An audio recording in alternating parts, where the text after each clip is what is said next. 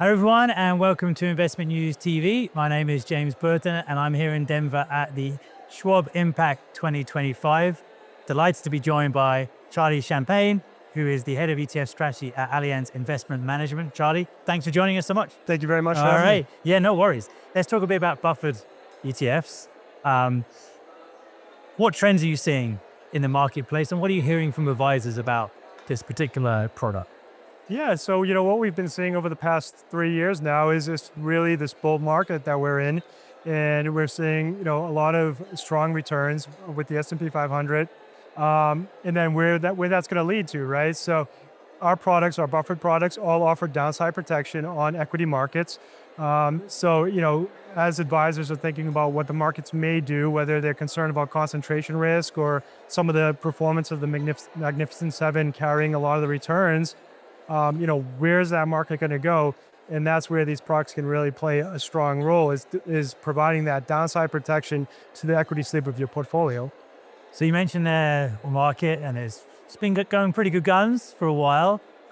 What's your take on that? Because a lot of talk now about everyone prepping for a bit of a correction and whether there's the AI bubble in action. So how do you what's your outlook for that?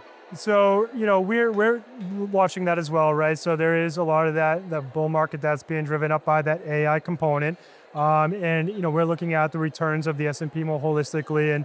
And what we're seeing is, not all of the components of the S&P 500 are in that same bull market that you may be seeing at the top that are driving those returns. So does that signal correction? Does that signal some dips and dip buying throughout the rest of this year? And how we position our products is how we position all risk managed products is you should have those in place before that correction happens, right? Timing in the market's extremely difficult. And with our product like a buffered ETF, you can have that protection to rely on, but you can also participate in the equity market. So if you're not correct on the timing of that market correction, you still have that equity exposure, but when you need it, it's there, the protection. So I'd imagine a lot of advisors like the idea of some downside protection, a bit of a more robust portfolio. I'd also imagine a few probably raise some eyebrows and potentially missing out on some of the upside, especially when headlines are all like, full guns blazing. So how should advisors look at this in terms of their overall portfolio? Where do you see this product fitting into that overall strategy? So we really have been seeing it implemented in three different ways primarily. So first is that transition of cash to equity markets.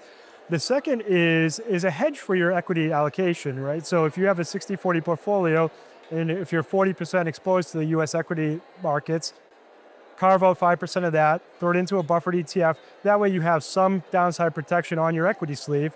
And then the third implementation has been around fixed income and a fixed income replacement. And where I think that's really powerful is historically advisors use fixed income as a diversifier. So if equity markets do struggle, that bond segment of their portfolio holds them up a bit. We haven't seen that in the past couple of years because bonds have been positively correlated to equities. And now if you use, carve out a piece of your bond allocation to a buffered ETF, you have some of that known protection. You're not hoping for that diversification protection. You're getting known protection while still participating in the equity market upside. Okay, fantastic.